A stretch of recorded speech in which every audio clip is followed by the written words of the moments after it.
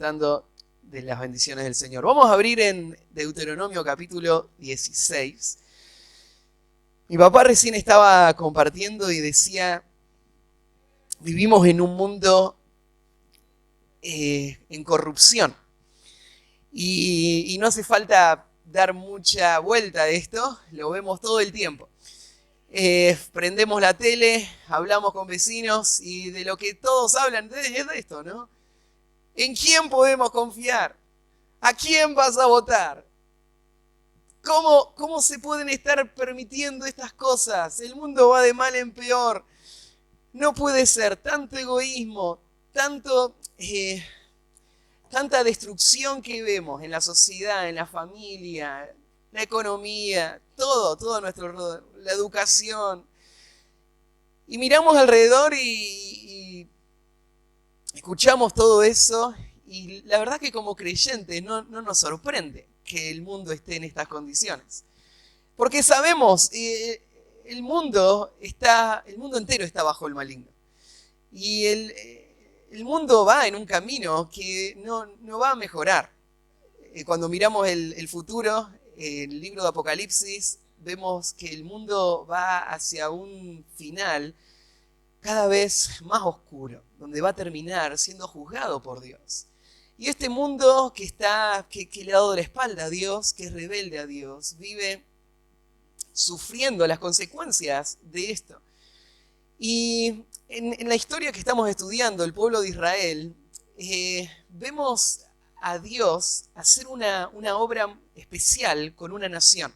Él eligió de todos los pueblos de la tierra a una nación para que sea su especial tesoro. La nación de Israel como grupo étnico, como pueblo, fue elegido para tener a Dios como su rey. Y qué tremenda bendición, qué privilegio, qué gozo. Porque no solamente tenían las riquezas que Dios daba, dar una tierra abundante, ¿no es cierto? No solamente tenían la protección, el poder de Dios que les guardaba, que les guiaba, sino que tenían la sabiduría de Dios. Dios les dio sus leyes, leyes santas, leyes justas, leyes que iban a traer mucho gozo a este pueblo. Viviendo en las leyes de Dios, este pueblo iba a ser bendito por Dios. Y todas las naciones del mundo iban a mirar a este pueblo y iban a decir, este es su pueblo sabio. Y de todos los pueblos que han habido en toda la historia de la humanidad, han habido muchos que tienen la reputación de haber ganado ese prestigio, ¿no? Eran pueblos sabios. Pensás en los egipcios y las matemáticas, pensás en la filosofía griega, pensás en Mesopotamia y todos los avances iniciales de las primeras culturas, los idiomas, las lenguas, la historia y todo eso está ahí. Pero no hubo en toda la historia ninguna nación que tuvo un sistema de leyes tan justo como el que la nación de Israel tuvo. Y lo estamos estudiando, fuimos pasando por todo el libro de la ley, vamos ahora ya llegando al final, estamos en Deuteronomio, donde Moisés está terminando su vida, dando una serie de predicaciones, ¿se acuerdan? 3 predicaciones, con eso va a terminar su vida y va a morir. Y él está llamando al pueblo a no desviarse de su identidad, a no perder de vista quién es su Dios y cómo ellos fueron llamados a vivir, a mantenerse ligados al pacto que Dios les había dado. Y ahí está Moisés llamándoles a vivir de esta manera. Les acaba de decir unos capítulos antes, ustedes son un pueblo especial, un pueblo único de todos los pueblos de la tierra, y como pueblo único tienen que vivir de una forma distinta. No se comparen con los demás, no sigan sus formas y sus maneras, porque Dios es su Dios y esto es el privilegio de esta nación. Y como este pueblo único, esta nación fue llamada a amar a su Dios, a hacerlo el centro de todo, a seguirlo, a obedecerlo, a confiar en sus leyes. Y de esto viene hablando. El capítulo 16, estudiamos la semana pasada o la anterior, ya hace 2 semanas, perdón. Estudiamos las fiestas anuales, que eran una convocatoria para que el pueblo venga 3 veces al año a la ciudad de Jerusalén a celebrar juntos como nación este Dios que ellos tenían y la vida de pueblo y mantener esa unidad. Y todo eso vimos la última vez. Y hoy vamos a estudiar el versículo 18 en adelante, donde el tema tiene que ver con cómo este pueblo se va a distinguir de todos los demás pueblos en la búsqueda de la justicia de Dios. El título de lo que vamos a estudiar hoy se llama, le puse, Buscando la Justicia. Buscando la Justicia. Este tema de la justicia es un tema que hoy se habla mucho. Pero yo decía, en el mundo de hoy todos saben de lo injusto que es todo a nuestro alrededor. Vemos, ¿no es cierto?, la corrupción en todos los niveles. Desde la gente poderosa hasta la gente humilde, en todos los niveles. Vemos desorden social y pensamos, ¿cuál es el problema? El problema está en las leyes y aún vos ves que las leyes que están y que servirían no terminan cumpliendo su rol. El problema que el mundo enfrenta hoy es que no puede vivir en una justicia verdadera. No lo puede hacer porque la definición de justicia está totalmente desvirtuada. Así que arranquemos por ahí. ¿Qué es justicia? Bueno, justicia es vivir de acuerdo a cierto estándar. Es comportarte y vivir de acuerdo a una norma, a una ley que debe ser aceptada y que tiene que cumplirse y ser vivida de la manera que fue establecido. El problema que hoy viven las sociedades es que se preguntan cómo se establece la ley. ¿Quién pone cuál es la norma por la que tenemos que vivir? Hoy las sociedades lo que dicen y lo que están afirmando y cada vez más es que cada sociedad puede poner las normas que quiera poner. Entonces las leyes cambian todo el tiempo y lo que antes estaba mal, ahora está bien. Y no solamente que las leyes cambian todo el tiempo, sino que ahora hay este concepto de aceptación, de respeto, que te dice que lo que en realidad es que cada persona es su propia ley. Cada persona tiene la libertad de definir lo que está bien o mal para ella misma. Y nadie tiene la autoridad de venir y juzgarla por lo que está diciendo o haciendo. Entonces, ¿cómo se establece la justicia en ese sistema? Una persona dice, bueno, para mí está bien, matar a mi vecino. ¿Quién tiene el derecho de decir eso no está bien? Porque lo vemos todo el tiempo, vemos alrededor nuestro todo el tiempo que se desafían esas leyes que siempre se tomaron como seguras. Y ahora porque un grupo de personas dicen, no, para nosotros sería bueno matar a los bebés en el vientre. Ahora porque este grupo dice que es bueno hacerlo, lo que tenemos que hacer es revertir las leyes de nuestro país para permitirlo. Porque de otra manera no estaríamos considerando los derechos de esta persona. O sea, la persona o este grupo de personas tienen la libertad de establecer lo que es justo, de lo que es bueno. Nosotros vemos la justicia de otro punto de vista. La justicia no tiene que ver con lo que yo entiendo, lo que yo pienso, no es mi criterio. La justicia tiene que ver con un estándar absoluto. Un estándar que nadie escribió, un estándar que depende de Dios mismo. Dios mismo es la base de la justicia. Él es la base de la moral de todo este universo. Cuando Dios creó este universo, Él lo hizo para que reflejara su moral. Entonces, en este universo, por ejemplo, ¿por qué está mal mentir? No está mal porque lo diga alguna ley. Está mal porque el Dios que creó este universo es verdad. Y la mentira es contraria a su naturaleza. Por eso Él odia la mentira. Y la mentira siempre va a ser mala. ¿Por qué? Porque este es el universo de Dios y Dios nunca va a cambiar.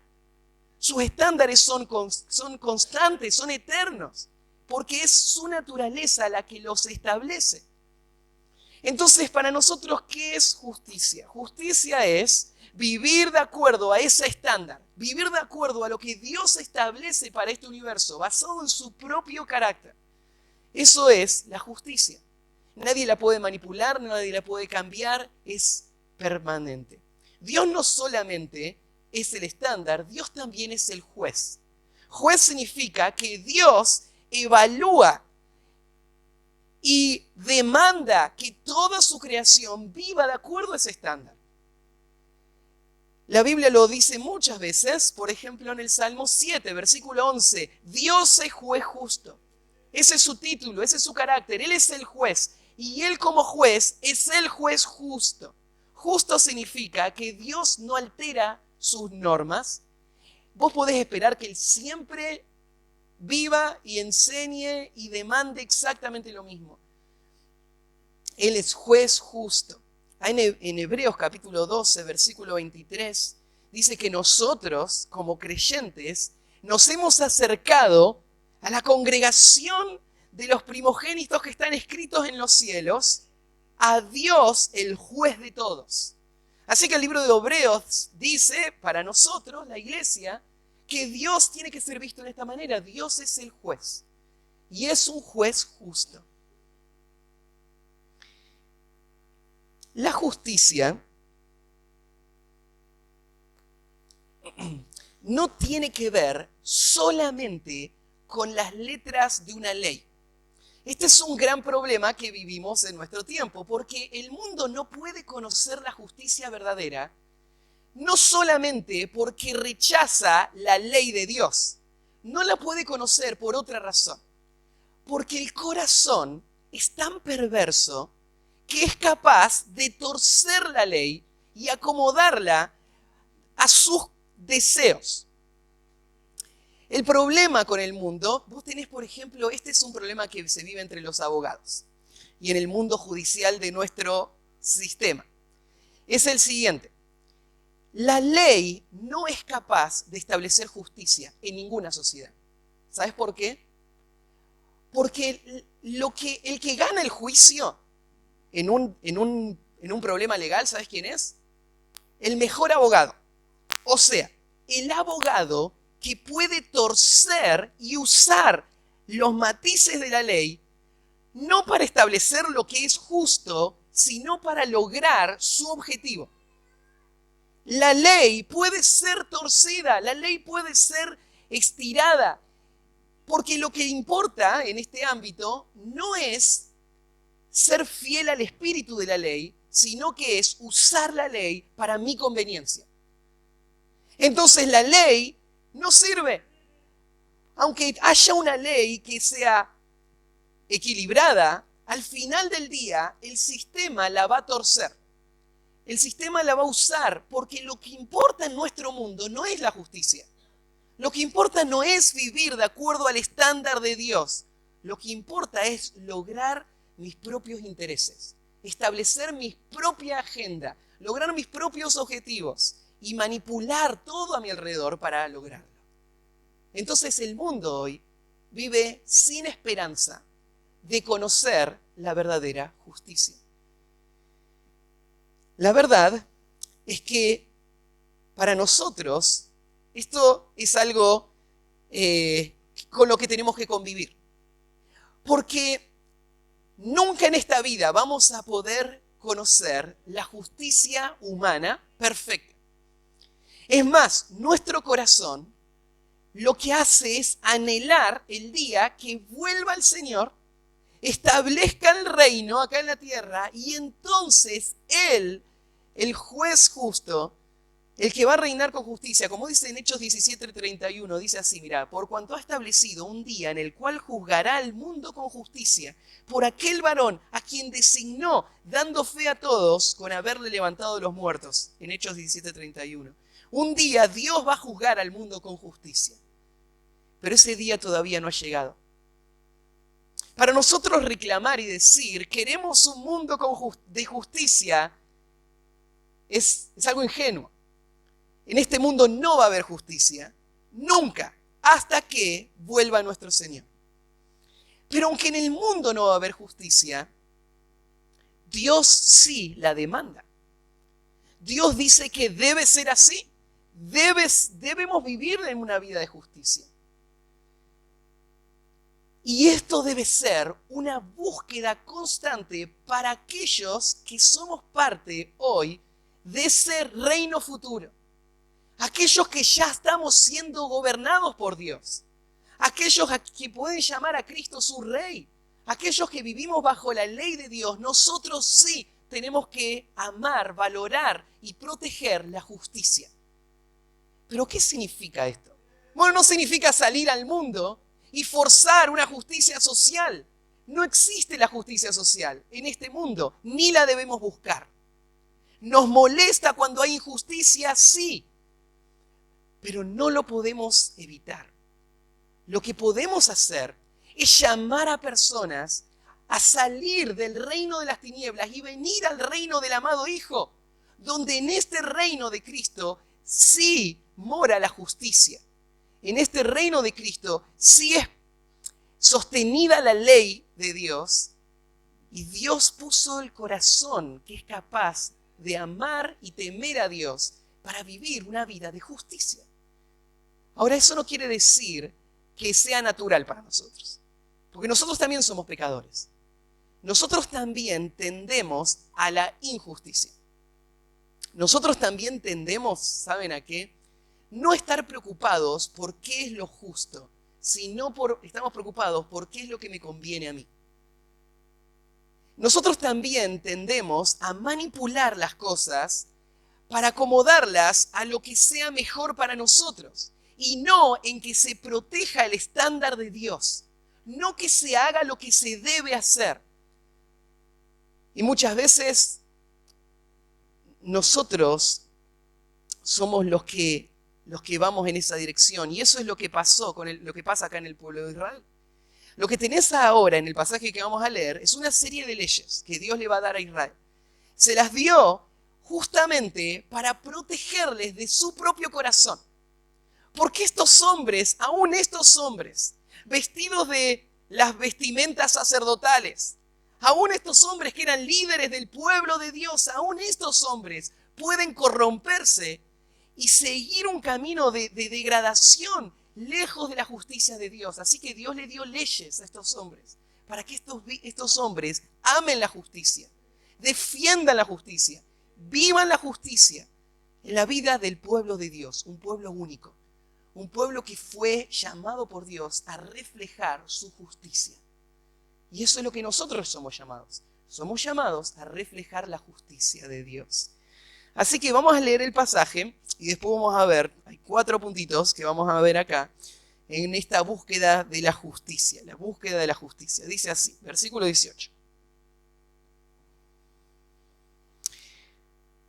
Jueces y oficiales pondrás en todas tus ciudades que Jehová tu Dios te dará en tus tribus, los cuales juzgarán al pueblo con justo juicio. No tuerzas el derecho, no hagas acepción de persona, no tomes soborno, porque el soborno ciega los ojos de los sabios y pervierte las palabras de los justos. La justicia seguirás, para que vivas y heredes la tierra que Jehová tu Dios te da. No plantarás ningún árbol para acera cerca del altar de Jehová tu Dios que tú te habrás hecho, ni te labrarás estatua, lo cual aborrece Jehová tu Dios. No ofrecerás en sacrificio a Jehová tu Dios buey o cordero en el cual haya falta o alguna cosa mala, pues es abominación a tu Dios. Cuando se hallara en medio de ti, en alguna de tus ciudades que Jehová tu Dios te da, hombre o mujer que haya hecho mal ante los ojos de Jehová tu Dios, traspasando su pacto, que hubiere ido y servido a dioses ajenos y se hubiera inclinado a ellos, ya sea al sol o a la luna o a todo el ejército del cielo, lo cual yo he prohibido, y te fuere dado aviso y después oyeres y hubieres indagado bien, la cosa pareciere de verdad cierta que tal abominación ha sido hecha en Israel, entonces sacarás a tus puertas al hombre o a la mujer que hubiere hecho esta mala cosa, sea hombre o mujer, y los apedrearás y así morirán. Por dicho de 2 o 3 testigos morirá el que hubiere de morir. No morirá por el dicho de un solo testigo. La mano de los testigos caerá primero sobre él para matarlo y después la mano de todo el pueblo. Así quitarás el mal de en medio de ti. Cuando alguna cosa te fuere difícil en el juicio, entre una clase de homicidio y otra, entre una clase de derecho legal y otra, entre una clase de herida y otra, en negocios de litigios en tus ciudades, entonces te levantarás y recurrirás al lugar que Jehová tu Dios escogiere. Y vendrás a los sacerdotes, levitas, y al juez que hubiere en aquellos días, y preguntarás, y ellos te enseñarán la sentencia del juicio. Y harás según la sentencia que te indiquen los del lugar que Jehová escogiere. Y cuidarás de hacer según todo lo que te manifiesten, según la ley que te enseñen, y según el juicio que te digan, harás. No te apartarás ni a diestra ni a siniestra de la sentencia que te declaren. Y el hombre que procediere con soberbia, no obedeciendo al sacerdote que está para ministrar allí delante de Jehová tu Dios, o al juez, el tal morirá. Y quitarás el mal de en medio de Israel. Y todo el pueblo oirá y temerá, y no se ensoberbecerá. La búsqueda de la justicia. Hay 4 ideas que están desarrolladas en este pasaje corto que guían al pueblo en esta búsqueda. Así que vamos a verlas. La primera es esta idea: busca la justicia, búscala por medio de un liderazgo fiel. Búscala por medio de un liderazgo fiel.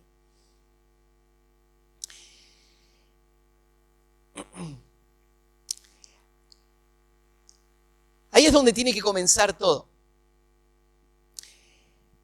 Dios estableció la autoridad y este es el punto de partida para establecer la justicia en una sociedad. Cuando empecé a enseñar esta sección de Deuteronomios, les expliqué que lo que Moisés está haciendo, le está predicando, acá, lo que tenemos acá es un registro de esta predicación que Moisés dio, y en la predicación Moisés comenzó leyendo los 10 mandamientos, hizo una introducción y después leyó los 10 mandamientos. Después de leer los 10 mandamientos, lo que empezó a hacer es lo que hacemos nosotros, lo que voy a hacer ahora.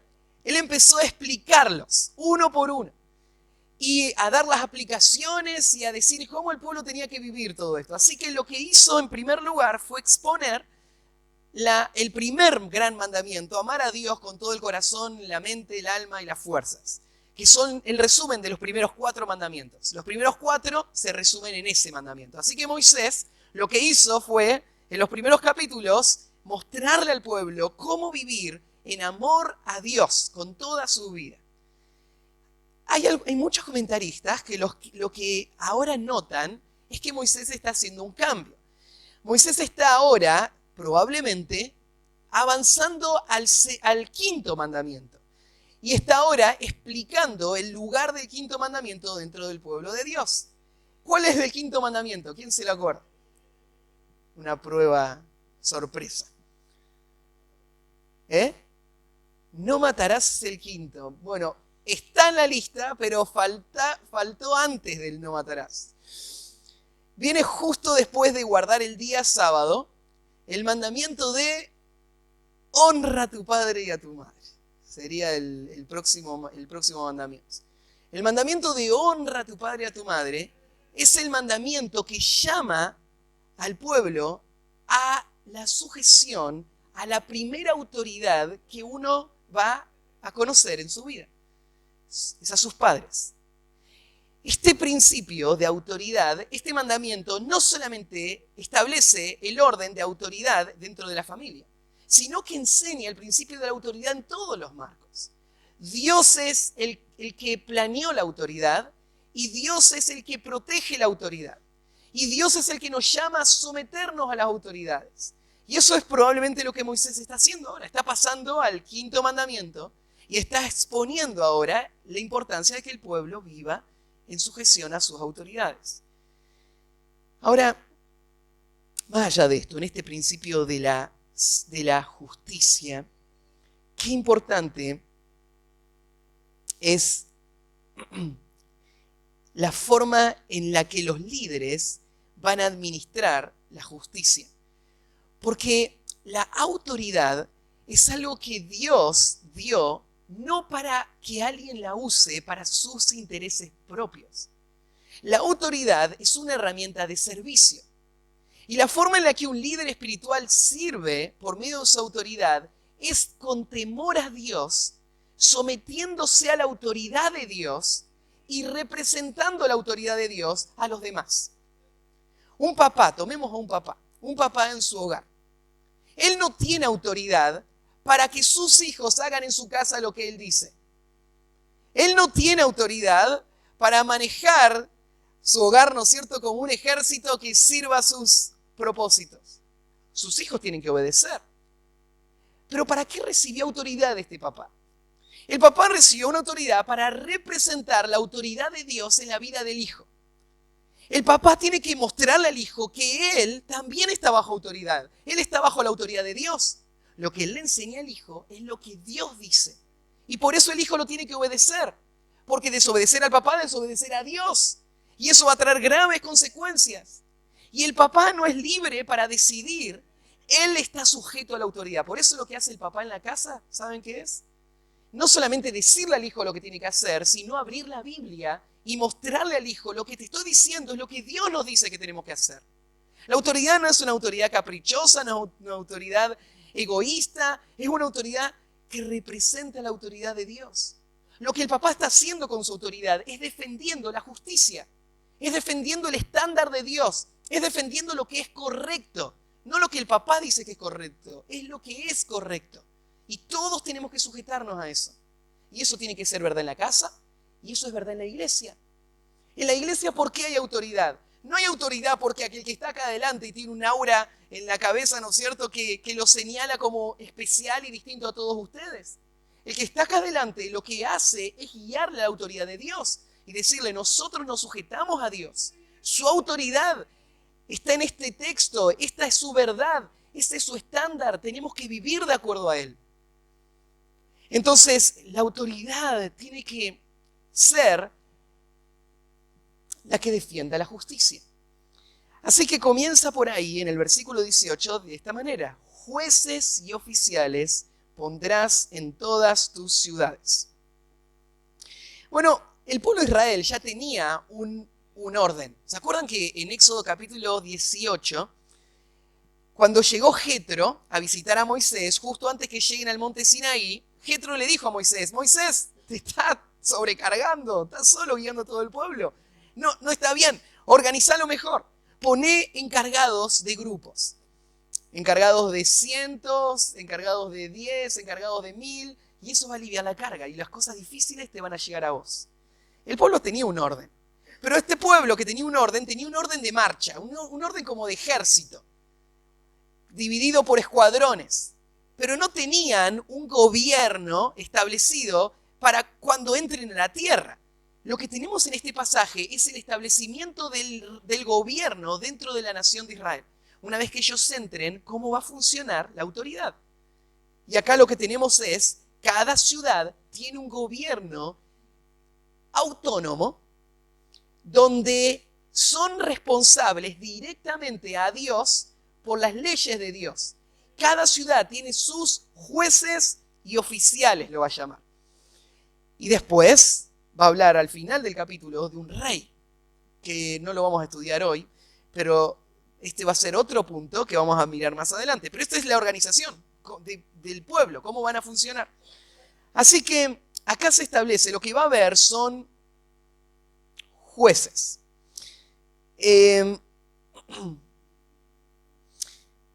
La palabra juez tiene que ver con alguien que tiene la autoridad de decidir, y no solamente de decidir, sino de traer el castigo correspondiente por los delitos.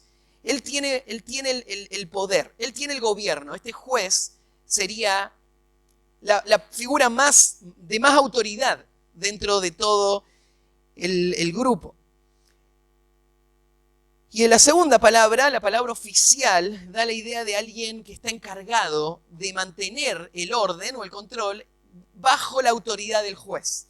Entonces el juez es la persona que dicta, es la persona que evalúa y es la persona que toma la decisión, y el oficial es como su ayudante, es su apoyo. Así que jueces y oficiales se tenían que establecer por todos lados.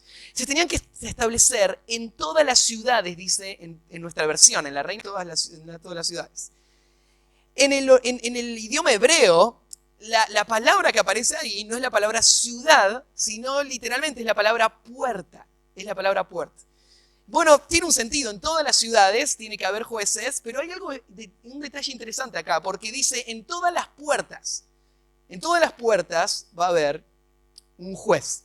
Esto hace referencia a la práctica que había en el mundo antiguo. En el mundo antiguo no había plaza central y la municipalidad al frente. En estas ciudades, la forma en la que funcionaba el gobierno era en la puerta de la ciudad. Usualmente, la ciudad tenía una puerta principal que estaba protegida con torres. Al frente de la puerta principal había un espacio abierto y en ese lugar se reunían las personas que dirigían la ciudad, que eran los ancianos. Era una especie de senado local, ¿sí? Un grupo de hombres que eran los que dirigían la ciudad. Entonces acá ellos están siguiendo más o menos esa misma práctica y Dios les está guiando a establecer esto. En cada puerta tiene que haber gobierno.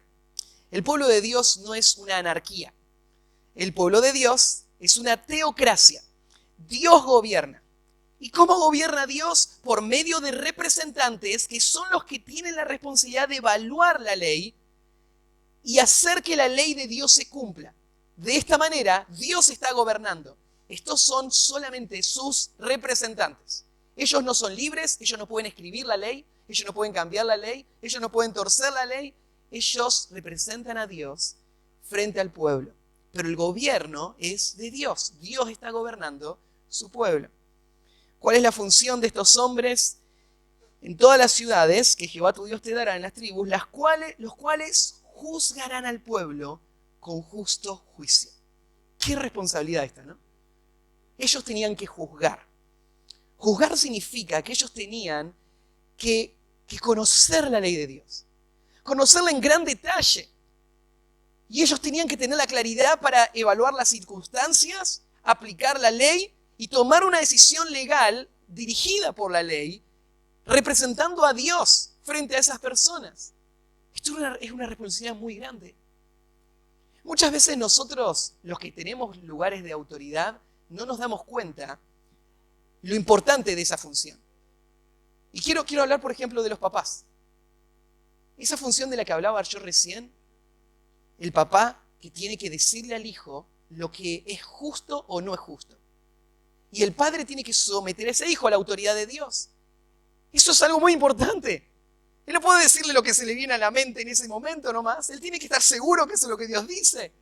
Él tiene que guiarlo en justicia para que realmente sea Dios el que esté guiando. Y no solamente el padre, ¿no es cierto? Cualquier forma de autoridad. Las madres también que hacen esto con sus hijos. Los líderes de la iglesia. Y en este caso, los gobernantes del pueblo tenían que hacerlo. Ellos tenían que juzgar. Este juicio, el hecho de tener que evaluar y tomar decisiones con la sabiduría de Dios, es algo que cargó mucho a un joven que estaba a punto de tomar el reino de Israel. Muchos años después de esto, aparece ahí en Primera de Reyes, capítulo 3, versículo 9, la historia del rey Salomón. El rey Salomón había crecido bajo el liderazgo de su papá, David. David es un hombre conforme al corazón de Dios. David teme a Dios y David se propuso enseñarle a Salomón el temor de Jehová. Durante toda su vida, David no fue un buen padre en muchos sentidos, pero él se propuso una cosa, que mi hijo tema a Dios. Eso lo dice uno de los salmos. Al final, cuando David le transfiere todo el reino a Salomón, Salomón siente una carga que no puede llevar. Y Dios se le aparece a Salomón una noche y le dice a Salomón, Salomón, pedí lo que sea y yo te lo voy a dar. Primera de Reyes 3:9 en el pasaje. Salomón, pedí lo que sea y yo te lo voy a dar. ¿Y se acuerdan lo que pidió Salomón? Da pues a tu siervo corazón entendido para juzgar a tu pueblo y para discernir entre lo bueno y lo malo. Porque ¿quién podrá gobernar tu pueblo tan grande? Qué bien que comenzó Salomón. Él empezó sabiendo la carga de responsabilidad que es ser el juez. Ser la persona que tiene que discernir entre lo bueno y lo malo. Qué trágico es cuando el hombre que tiene que guiar no sabe qué es lo bueno y qué es lo malo. Y llama a lo malo bueno y a lo bueno malo. Qué dolor, qué confusión, qué destrucción que va a venir.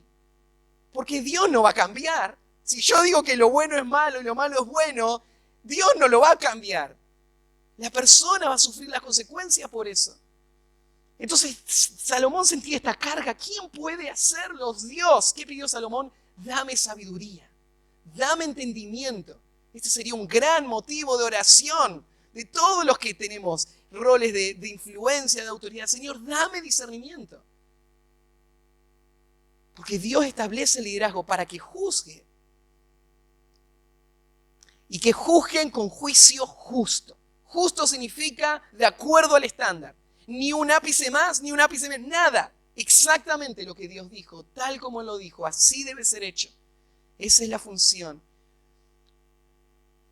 Y entonces versículo 19 amplía un poco más. Y dice, no tuerzas el derecho. No tuerzas el derecho. Esta expresión, no tuerzas, es la idea de estirar. Estirar. A veces se usa en algunos textos para hablar, por ejemplo, de un arroyo que está extendido. O sea, está estirado, ¿no es cierto? Y corre. La justicia no tiene que ser visto como algo flexible. Es algo estable, algo rígido, algo claro y algo inamovible. La justicia no se tiene que estirar, dice. No tuerzas el derecho. ¿Qué sería torcer el derecho? Bueno, torcer podría tener dos sentidos, esta idea de estirar. Estirar podría ser lo que hacen los abogados que hablaba antes, buscarle la vuelta y el camino para al final lograr lo que yo quería. O sea, la actitud no es quiero entender qué es lo justo y hacerlo sean las consecuencias que sean. Esa no es la actitud. La actitud es quiero salir con la mía y quiero ver cómo la ley me lo avalaría, me lo permitiría. Esta es una actitud muy peligrosa en la vida cristiana. Que todos luchamos con esto, ¿no? Todos luchamos con tener un corazón suficientemente dócil y suficientemente confiado en la ley de Dios que diga, lo único que me interesa es saber qué es lo que Dios dice. Es lo único que me interesa. No quiero salirme con la mía, no quiero guiarlo para mis propósitos, quiero saber lo que es lo que Dios dice. Así debería pensar el juez y así debería pensar el pueblo. Eso es lo importante, no torcer la ley. Y no torcer la ley también podría significar estirarla en el sentido de dilatarla. Es lo que hacen también en nuestro país, ¿no es cierto? Llega un juicio. Y lo que hacen los abogados, lo pedalean. Patean, patean, patean, patean. Y ahora, claro, tiene 85 años. Cometió unos crímenes horribles, ¿no es cierto? Hace años atrás, cuando estaba en el poder. Pero ahora, ya a esta altura, dejan que siga el curso y nunca hubo justicia. Nunca se condenó. ¿Por qué? ¿Qué es lo que hicieron? Lo estiraron. Estiraron la justicia. La justicia no se tiene que estirar. La justicia no se tiene que torcer, la justicia no se tiene que estirar, la justicia tiene que ser buscada en su justo juicio. No tuerzas el derecho. No hagas acepción de persona. Acá habría dos conceptos más paralelos. No hacer acepción de persona, ni tomar soborno. Hacer acepción de persona sería tomar una decisión basando en la apariencia de la persona. Si es rico lo trato de cierta manera, si es pobre lo trato de cierta manera. Si me conviene a mí, si es familiar, si es cercano, si es... No hay acepción de persona. Esto ha sido triste observar, ¿no es cierto? Donde una mamá enseñó en la reunión femenina toda su vida que había que tener criterios en cuanto a la vestimenta y en cuanto a la vida espiritual, ¿no es cierto? Y a la moral. Y cuando su hija fue adolescente, todos esos criterios cambiaron. Y ahora, para no entrar en conflicto con su hija, ahora no está tan mal vestirse de esa manera. Eso es hacer acepción de persona, ¿no? ¿Por qué antes sí estaba el principio y ahora no está el principio? Porque en el corazón de esta persona lo importante no es la justicia. En este caso es la relación. La relación no puede ser lo que dirija mis sentidos.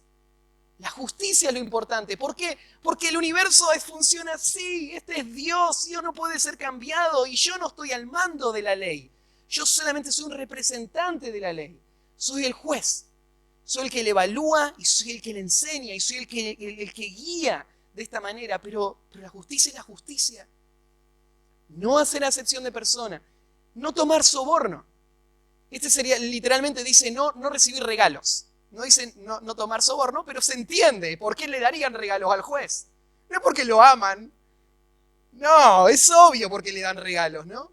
Le dan regalos porque quieren establecer un compromiso en el juez. Quieren que el juez después piense, bueno, esta persona me está dando regalos, entonces ya no lo puedo tratar como debería. O tal vez me va a dar más regalos si doy un favor. Entonces el juez no acepta regalos. Nadie le regala nada al juez. Y viene a regalarle, no lo acepta. ¿Por qué no lo acepta? Porque el juicio no debe ser alterado por ningún regalo.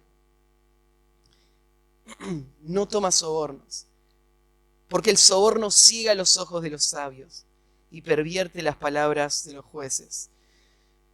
El soborno va a tener un efecto degradante.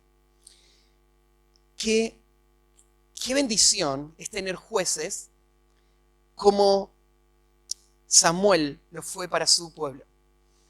En la época en la que Samuel fue el último juez en la historia de la nación de Israel que gobernó antes de que llegue la monarquía y llegue el primer rey, Saúl, ese último juez, Samuel, fue un hombre íntegro. Fue un hombre que vivió estos principios. Un hombre que se preocupó por la justicia. Aún frente a lo difícil que fue esa tarea en el contexto en el que le tocó, pero al final de su vida él pudo decir estas palabras. En 1 Samuel 12, versículo 3, Samuel va a rendir cuenta de su vida y él va a decir esto. Aquí estoy. Atestiguad contra mí delante de Jehová y delante de su ungido. Si he tomado el buey de alguno, si he tomado el asno de alguno, si he calumniado a alguien, si he agraviado a alguno, si de alguien he tomado cohecho para cegar mis ojos con él, os los restituiré. Entonces dijeron, nunca nos has calumniado ni agraviado, ni has tomado algo de mano de ningún hombre. Este hombre, que no tenía otro igual en su tiempo, desde Dan hasta Berseba, todos sabían que él era un profeta de Dios. Este hombre que hubiese tenido muchas posibilidades de sacar mucho provecho de esa posición, todo el pueblo ahora lo mira y dice, nunca recibiste nada de la mano de ningún hombre. Esto es el principio que estamos estudiando. Esta es la clase de jueces que el pueblo de Israel necesitaba. Esa es la clase de jueces que nuestra iglesia necesita, que el mundo necesita hoy. Son personas que tienen como su mayor estándar la justicia de Dios y ellos están sujetos a eso. No, la autoridad no es el camino para ganar lo que ellos desean ganar. Versículo 20. La justicia seguirá. ¿Te diste cuenta de la repetición? La repetición es intencional ahí, está dada para dar énfasis. Como diciendo, la justicia y solo la justicia. La justicia seguirás. ¿Sabes qué significa esto seguirás? Es tu tarea seguirla. Vos tenés que tener celo por la justicia. Celo por la justicia significa vos tenés que conocer la ley de Dios, tenés que conocer su sabiduría, tenés que conocer lo que Él dice que es bueno y es malo, tenés que saberlo como la palma de tu mano, tenés que entenderlo y tenés que practicarlo.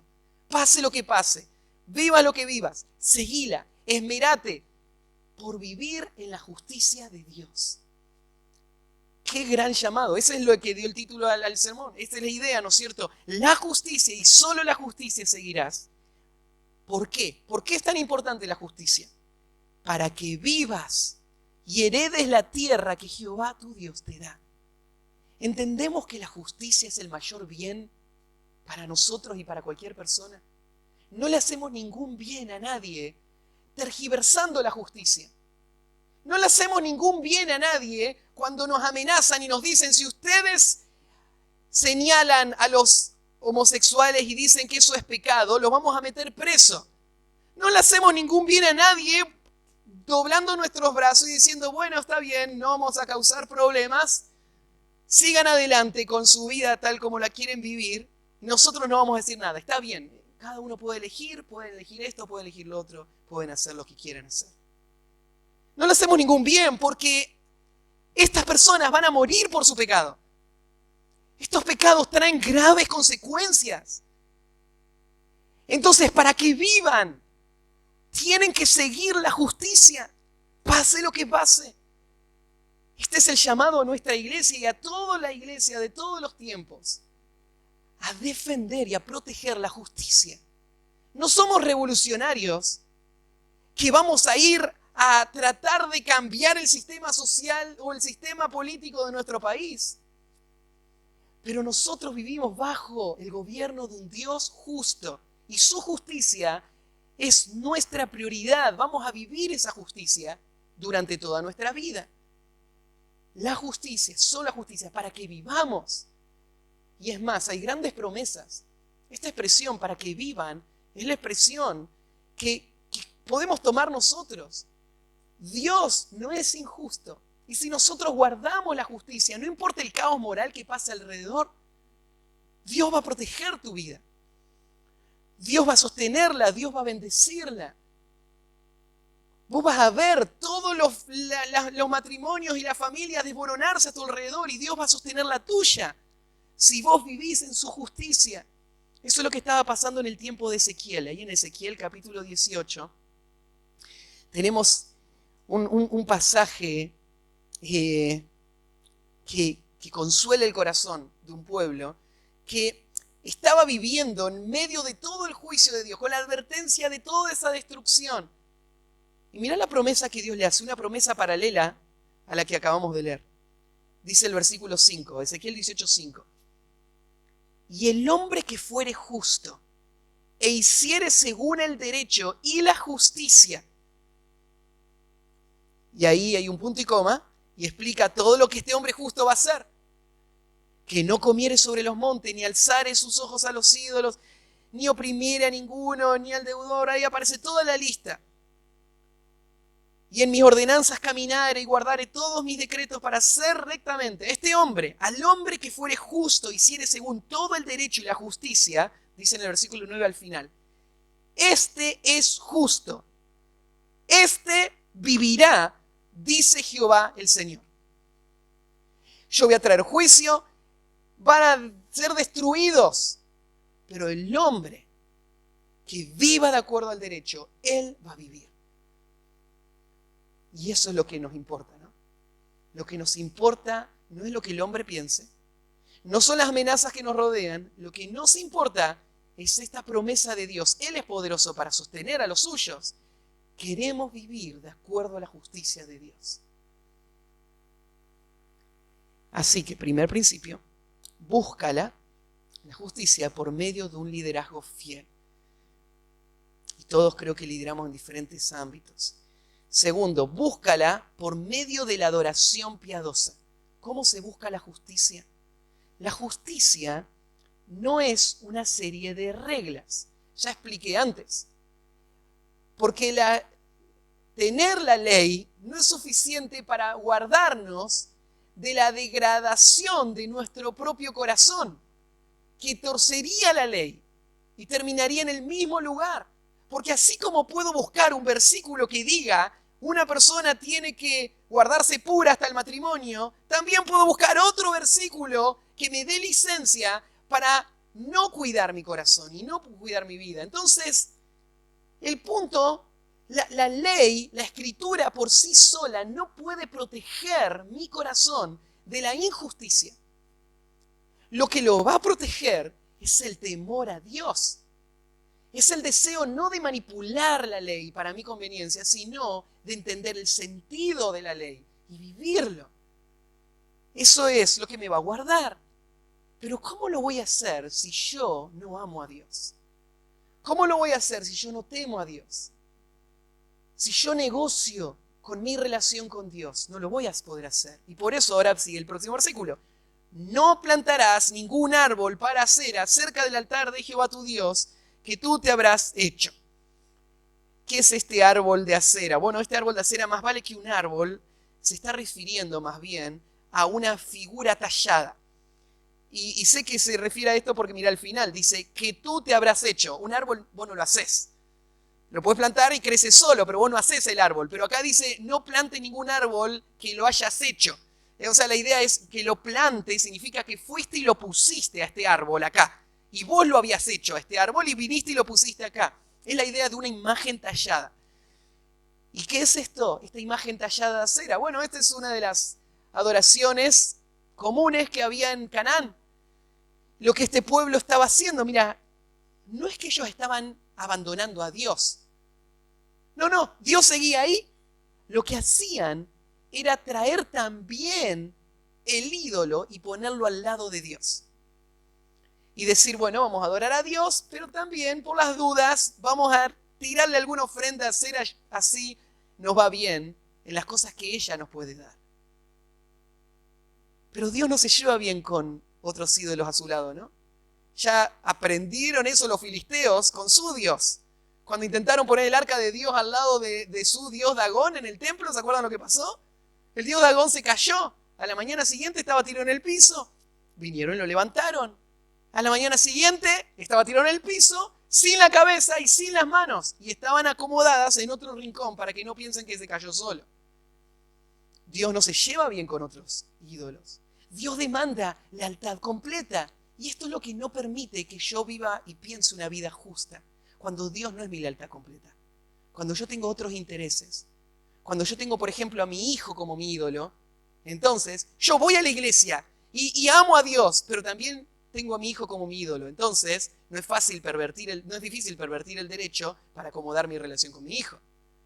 Si yo tengo a Dios como la fuente, como a Dios como la autoridad máxima, pero tengo mi trabajo como mi ídolo, que es el que me sostiene. Sin mi trabajo yo no puedo vivir, ¿no? Entonces, mi trabajo es la fuente de, no solo de ingresos, sino es la fuente de valor, es la fuente de comodidad, es la fuente de seguridad futura. Entonces, a ver, ¿cómo acomodo para no ofender a Dios y mantener mis intereses personales? Dios no es mi lealtad, Dios no es la base de mi vida. Pero si yo tengo otros ídolos, tarde o temprano voy a violar la justicia de Dios. Por eso, para buscar la justicia, no traigan ningún otro ídolo. Dios y solo Dios. Y no solamente no traigan ningún otro ídolo. Mirá el versículo 1 del capítulo 17. Bueno, este es un ejemplo de cómo las divisiones de capítulos. Ustedes saben que esto Moisés cuando escribió, no lo escribió dividido con capítulos de versículos. Era todo un solo texto. Esto se escribió muchos siglos después. Hace apenas 500 años se hicieron estas divisiones. Y los que le hicieron a veces no le pegaron. No fueron buenas las divisiones. Por ejemplo esta. ¿Por qué pusieron el capítulo 17 justo ahí? Y nadie lo sabe. Porque sigue hablando de lo mismo Moisés. No hubo ninguna división, es la misma idea que viene, ¿sí? Entonces el 17.1 dice, no ofrecerás en sacrificio a Jehová tu Dios buey o cordero en el cual haya falta o alguna cosa mala, pues es abominación a Jehová tu Dios. Fíjate, ¿qué es lo que va a desviar mi corazón? Bueno, si yo traigo un ídolo y lo pongo en mi vida al lado de Dios, eso va a desviarme. Pero otra cosa, si yo no le doy a Dios la adoración de la cual Él es digno, si yo no lo amo a Dios y no vivo y no lo sirvo en la forma en la que Él es digno, de esa manera mi corazón se va a desviar y voy a aceptar la vida injusta de este mundo como una norma, como algo bueno. Porque no noto la diferencia. Para mí está bien lo que estoy haciendo, pero ¿sabes por qué está bien? Está bien porque vos no estás llevando a Dios la adoración que Él merece. Vos no estás, claro, acá está hablando de ofrendas. Está hablando de ofrendas y de sacrificios que se daban en ese tiempo, ¿no? Mira, dice, que no le lleve buey o cordero que tenga falta algún defecto. El punto acá era, si vas a ofrecerle algo a Dios, no lo ofrezcas a un animal tuerto o cojo, porque eso sería darle el descarte, ¿no? Dios tiene que ser el centro. Entonces, claro, acá dice palabras duras, Dios lo abomina. Cuando vos aparecés con eso que es menos que excelente, no es que Dios te dice, bueno, bien, la próxima esforzate más. Dios te dice, no lo traigas más. Me da asco. ¿Se acuerdan lo que Dios le dijo en Malaquías, el último libro de la Biblia? El último libro del Antiguo Testamento. En Malaquías, Dios le dice a los sacerdotes que estaban haciendo eso, no me traigan más nada, porque me repugna todo lo que hacen. Están trayendo esto pensando de que están cumpliendo conmigo, pero su corazón no está acá. Porque si estaría acá, no sería una carga hacerlo. Si estaría acá, no buscarías lo menos que podrías hacer por mí. Si estaría acá tu corazón, sería otro el animal que me hubieses traído. Y eso es lo que Dios le reclama al pueblo ahí. Claro, nosotros vivimos en otra dispensación, ya no traemos animales, pero pensá en esto. La lógica es esta. ¿Por qué le molesta a Dios tanto la mediocridad de la adoración de este pueblo? Pensá, Él los redimió. Él los sacó de Egipto. Todo lo que ellos tienen, Él se los dio. Y recibir de este pueblo de esta manera era un insulto para Dios. Y pensarlo en nosotros. Dios no solamente merece lo mejor nuestro, Dios merece todo lo nuestro. Todo. Y en eso Él se complace. Y cuando yo tengo ese corazón de adoración a Él, entonces puedo vivir la justicia de Dios, porque Él es todo para mí. Honrarlo a Él es todo. Vivir de acuerdo a Él es todo para mí. Y no soy mediocre en nada. Le doy a Dios toda mi vida, completamente. Así que, por medio de buscar la adoración piadosa. Tercer lugar, búscala por medio del castigo imparcial. Por medio del castigo imparcial. Y ahí el versículo 2 al versículo 7 da un ejemplo de cómo sería vivir la justicia de Dios. Vivir la justicia de Dios es que se esfuerce en esta nación este estándar. Nadie puede vivir de otra manera. Si alguien quiere vivir de otra manera, va a sufrir las consecuencias, porque en esta nación la ley de Dios rige. Y esto es lo que Él establece. Y lo establece con las penas más altas. La pena de muerte. ¿Y por qué? Bueno, porque la justicia es algo importante. Si dejamos la justicia, morimos todos. Si vivimos la justicia, el que vive la justicia no muere. Por lo tanto, el que no quiere vivir la justicia, ¿qué pasa? Él muere. Esa fue la idea, ¿no es cierto? Y en este caso, fíjate, tiene que ser imparcial.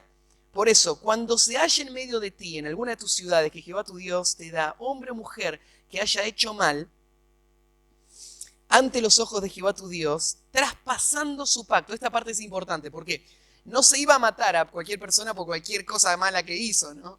No lavó los platos esa mañana, apedreado, ¿no es cierto? No era así. La ley no avalaba esta clase de castigos en cualquier circunstancia. Había solo una serie de razones por las que personas eran llevadas a la muerte. Una de las razones es la que describe acá, la idolatría. La idolatría era una de las... Esa expresión cuando dice traspasar el pacto, es una expresión que está dando ese sentido. Rompieron el pacto porque rompieron la base del pacto. La base del pacto es amar a Dios con todo el corazón, alma, mente y fuerzas. Es el primer mandamiento. Y si se rompió esto, todo el pacto se anuló. Y ahora esta persona va a morir. La idolatría era un pecado sumamente serio en el pueblo de Israel y por eso era castigado de esta manera. Rompió el pacto. En En el versículo 3 explica algo más. Había sido claro Dios, que hubiera ido, mira, y servido a dioses ajenos, y se hubiera inclinado a ellos, ya sea el sol o la luna o a todo el ejército de los cielos, lo cual yo he prohibido. O sea, Dios había sido claro con esto. Las leyes estaban, Dios lo había prohibido y esta persona en desafío había ido en contra de Dios, yendo a adorar a estos dioses. Aún antes de actuar, fíjate, la justicia de Dios no es una justicia, no es un justiciero Dios. No es que sale, ¿no es cierto?, con la ametralladora, como salen, ¿no es cierto?, los justicieros de las películas, y tratan de hacer justicia porque le mataron a su hija, por ejemplo, o le tienen secuestrada a su hija. Pero él va y mata 500 personas. Y mata, y vos decís, no me parece muy justo lo que le está haciendo, ¿no? O sea, para defender que a él le tocaron a su hija, él fue y mató a todos. No, esto no fue justo. Esto es un justiciero, ¿no es cierto?, de Hollywood. Pero Dios no es así. Dios no ejecuta al inocente. Por lo tanto, sus normas protegen al inocente. Las normas de Dios protegen al inocente. ¿Cómo lo protegen? Fíjate, te fuere dado aviso, y después que oyeres y hubieres indagado bien. ¿Viste indagado bien? No es que vinieron y te dijeron, aquel es un idólatra, tráiganlo condenado. Muerte. No era como la forma, ¿no es cierto?, en la que los inquisidores buscaban la razón para terminar torturándote y matándote. Este era un juez que realmente quería honrar a Dios.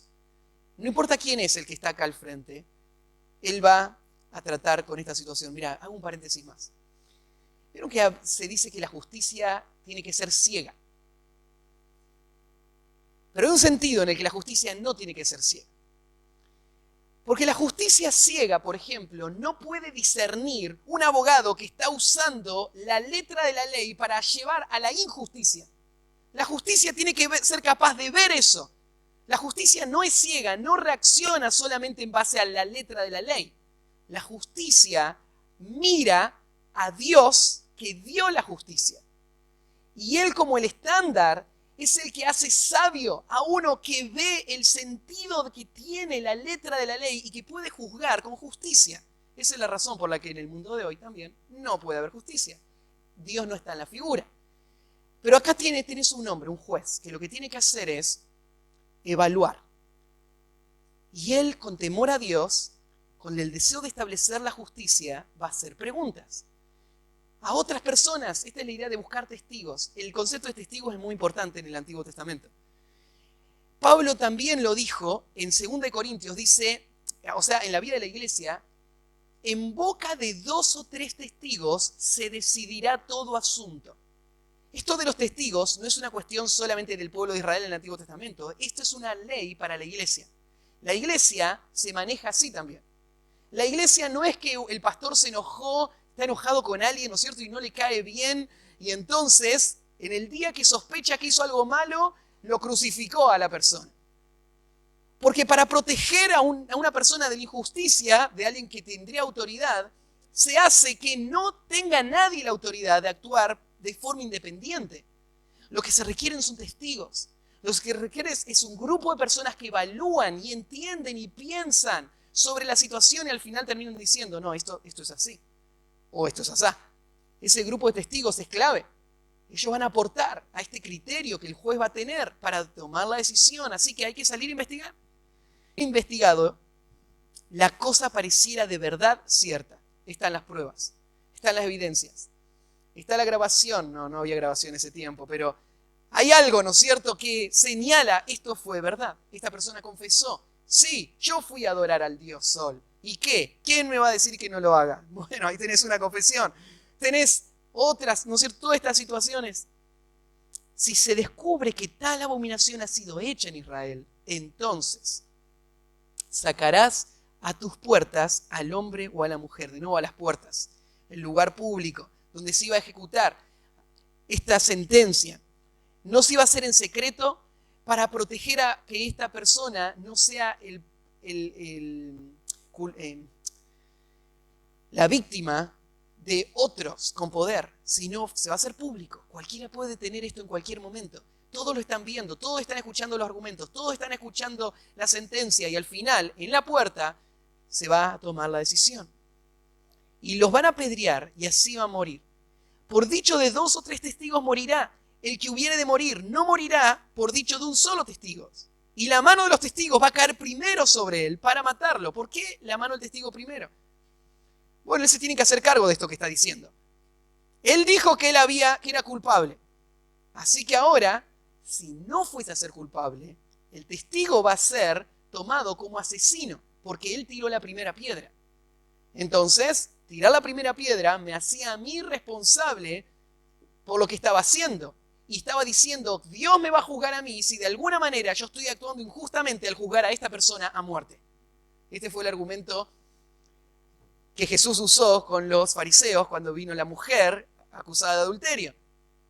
Estaban ahí listos para matarla. ¿Quién va a tirar la primera piedra? ¿Estás dispuesto a que Dios te juzgue por este acto si es que hay alguna razón de injusticia en lo que vos estás haciendo? Nadie tiró la piedra. ¿Por qué? Porque ellos la querían matar a la mujer, no para defender la justicia, la querían matar para acusar a Jesús, para usar esto en contra de Jesús. Entonces, nadie tiró la primera piedra. Pero esto es lo que los testigos estaban haciendo, era una protección. Claro, igual que todas las demás partes de la ley, esta parte de la ley no puede proteger tampoco de la justicia. Como ya expliqué, la justicia no se puede defender con leyes.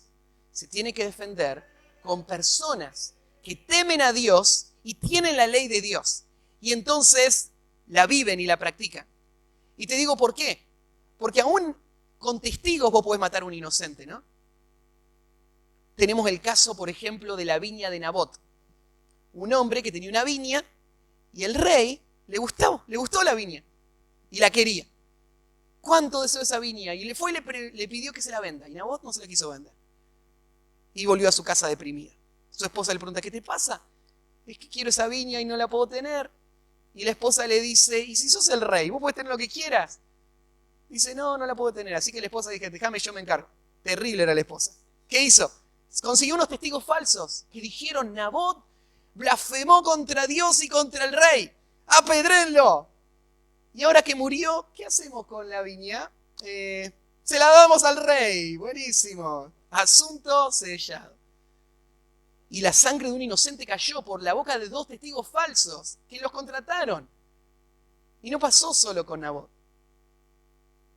Pasó hasta con nuestro Señor. ¿O no hubieron testigos que se presentaron diciendo mentiras en cuanto al Señor? Y por el testimonio de esos testigos terminaron juzgando al Señor.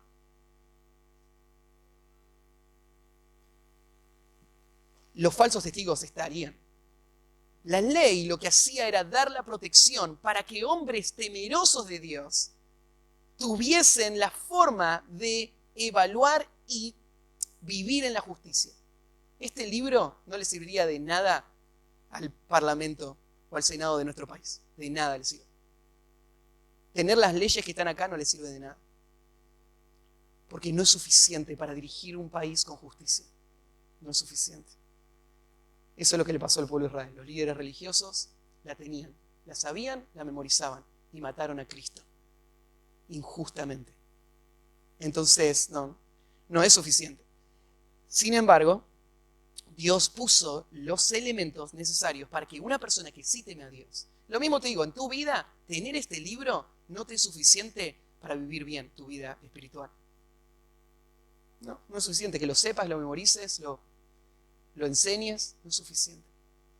Sino hay un corazón temeroso de Dios que pone la justicia como la meta y la busca. Si vos lo buscás, vos tenés las herramientas para vivirlo. Están acá. El último punto, saltemos ya y vamos al último punto. Búscala por medio de la sujeción completa. ¿Cómo se busca la justicia? La justicia se logra no apoyándote en tu propio discernimiento. Fíate de Jehová de todo tu corazón y no te apoyes en tu propia prudencia. Reconócelo en todos tus caminos y Él enderezará tus veredas. Si vos seguís el principio que cantan los autores populares de nuestro tiempo, seguí tu corazón, o que aparecen en todos los dibujitos de Disney, seguí tu corazón no te va a fallar, tu corazón te va a enseñar, buscá, escuchá la voz de tu corazón. Si vos seguís ese principio, jamás vas a poder vivir en la justicia de Dios, porque tu corazón es engañoso y perverso. Más que todas las cosas, te puede engañar a vos mismo. Entonces, ¿cómo somos librados? Dios dio una provisión de gracia, en donde cuando una persona no pueda discernir con precisión la voluntad de Dios en un aspecto, lo que iba a hacer era entregar su decisión a el pueblo de Dios, y en este caso a este anciano, a este juez y a este sacerdote que iban a evaluar y iban a decidir qué hacer. Y en ese momento, cuando ellos entregaban esa decisión, ya no les competía lo que se iba a decidir. Ahora están a la merced o a la decisión de estos hombres. Ahora, eso es una situación un poco riesgosa, incómoda donde está. Nos sentimos seguros cuando nosotros controlamos nuestras decisiones, pero poner tus decisiones en las manos de otros es algo delicado. Y más con algunos temas. En el Nuevo Testamento hay un pasaje ahí en 1 Corintios capítulo 6, si pueden abrir en 1 Corintios capítulo 6, versículo 1, donde encontramos un pasaje que de bastante claridad hecha sobre este otro pasaje del Antiguo Testamento. Sigue el mismo principio. Y quiero mostrártelo cómo funciona en la vida de la iglesia. 1 de Corintios 6, versículo 1. La iglesia de Corinto tenía muchos problemas. Uno de los problemas, había divisiones entre la iglesia, pero este capítulo señala una de las cosas horribles que estaban pasando en la iglesia. Lo que estaba pasando en la iglesia es que un hermano estaba llevando a otro hermano frente a tribunales impíos, o sea, jueces inconversos, sus causas para que ellos juzguen entre ellos. O sea, digámoslo, un creyente le estaba haciendo juicio a otro creyente. Y acá Pablo los va a reprender con estas palabras. Mirá esto en el versículo 1. ¿Osa alguno de vosotros, cuando tiene algo contra otro, ir a juicio delante de los injustos y no delante de los santos? O sea, después de todo lo que hablamos de la justicia, y de cómo se establece la justicia, y de quién es capaz de discernir la justicia y guiar la justicia, después de saber todo eso, ¿vas a ir a un abogado para que te ayude a que tu hermano te dé la parte de la herencia que te corresponde? ¿Te parece? ¿Te parece lógico? ¿Te parece lógico ir a ese abogado a pedirle que él le haga un juicio a tu empleado cristiano que está sirviendo, que está trabajando para vos? ¿Te parece bien? Pablo dice, es una locura total. Es una locura total. Totalmente fuera de cualquier racionalización. ¿Osa alguna? Esa es una pregunta retórica. Está diciendo, ¿se atreven a hacerlo? ¿Se atreven a hacer eso? ¿O no sabéis que los santos han de juzgar al mundo? ¿Quiénes son los que están puestos para juzgar? Los santos. Ustedes son los que tienen que salir al barrio y juzgar ahí.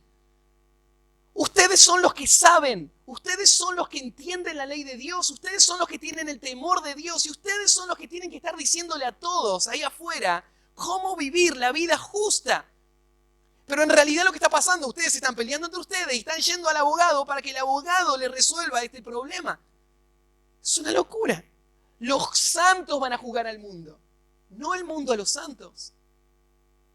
Es una locura. Y si el mundo ha de ser juzgado por vosotros, ¿sois indignos de juzgar cosas muy pequeñas? O sea, las cosas que están llegando ahí son muy pequeñas. Ahora, no sabemos qué es lo que estaban llevando. Pero ¿qué puede ser tan importante? ¿Lograr quedarte con una casa? ¿Eso es importante? Es muy pequeño en los propósitos de Dios. ¿Qué puede ser muy importante? Pero vos estás pensando que es sumamente importante.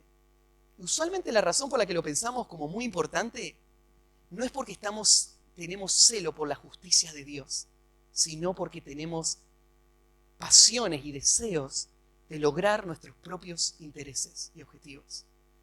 Nuestra mayor preocupación tiene que ser la justicia de Dios. ¿Y cómo un inconverso puede discernir la justicia de Dios? No tiene ni idea. No lo puede discernir. No pueden discernir. No pueden juzgar estas cosas. ¿O no sabéis que hemos de juzgar a los ángeles? ¿Cuántos más las cosas de esta vida? Si pues tenéis juicios sobre cosas de esta vida, ¿ponéis para juzgar a los que son de menor estima en la iglesia? Para avergonzaros lo digo.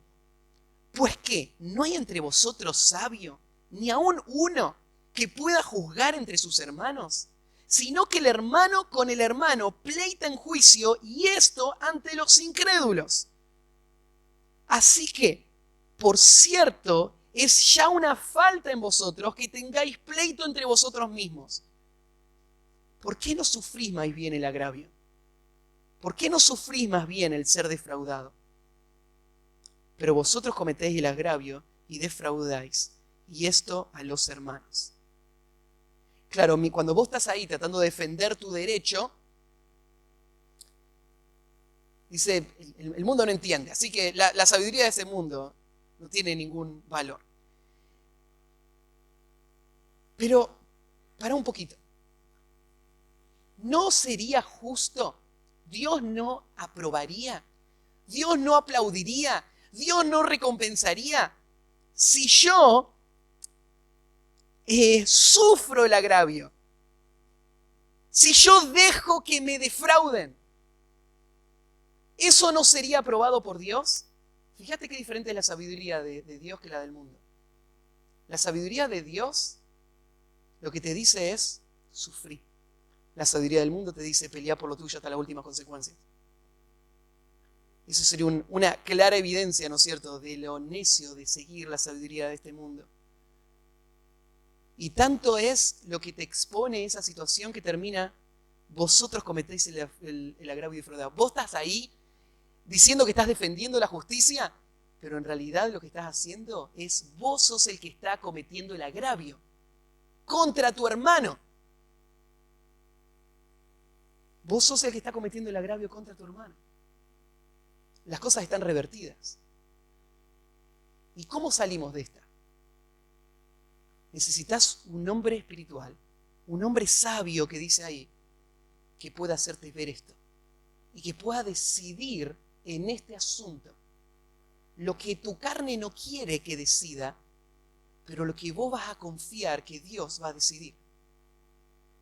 Eso es lo que está diciendo Pablo acá. Y es exactamente lo que dice Moisés en Deuteronomio. Es el mismo principio. ¿Qué van a ir a otras naciones paganas? No, van a ir, si no pueden resolver la cosa entre los líderes de la ciudad, lo que van a hacer, dice, cuando alguna cosa te fuere difícil, dice en Deuteronomio 17:8 estamos ahora, en el juicio, es difícil, no lo pueden discernir, no pueden llegar al final del asunto entre una clase de homicidio y otra. Entonces, vos tenés que decidir, porque hay diferentes clases de homicidio.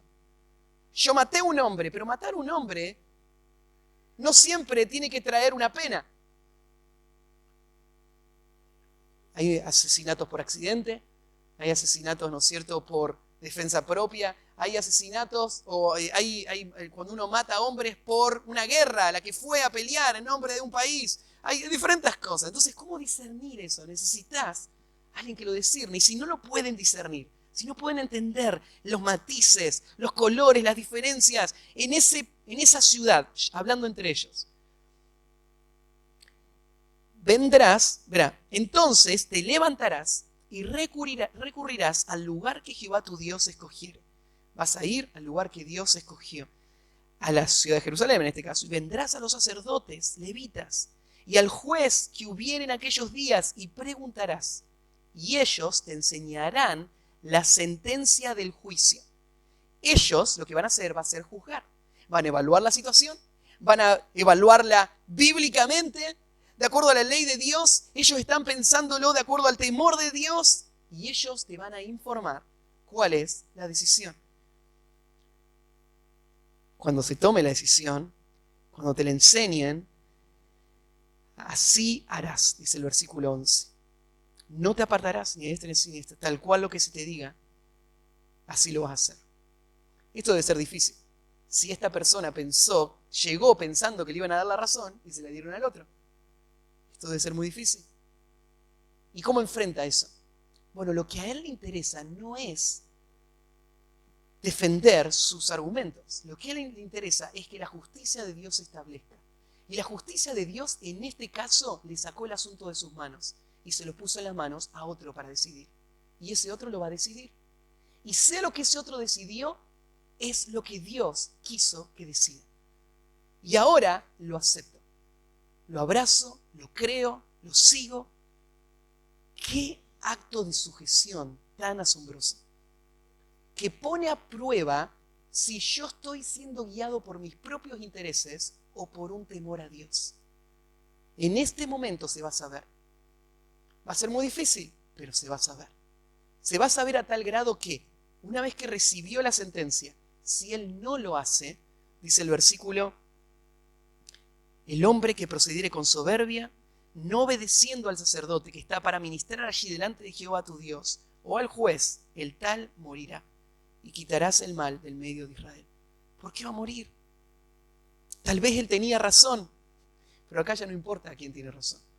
Ahora lo que importa es que Dios delegó esta autoridad para juzgar a personas que pueden estar viendo cosas que vos no estás viendo.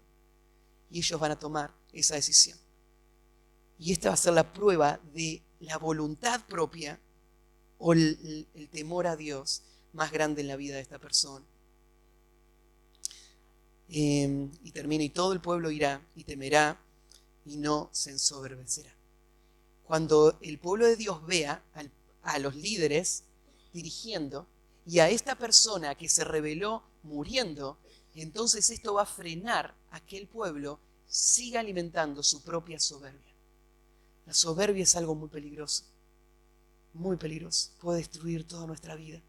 La soberbia jamás va a permitir que la justicia reine en la vida de una persona. La soberbia tiene que morir para que yo pueda vivir. Es la razón por la que el salmista ora pidiéndole a Dios que le libre de la soberbia. Preserva también a tu siervo de las soberbias, que no se enseñoreen de mí, entonces seré íntegro y estaré limpio de gran rebelión. Salmo 19:13. Preserva a tu siervo de la soberbia. Bueno, ahí terminamos. Salmo 19:13.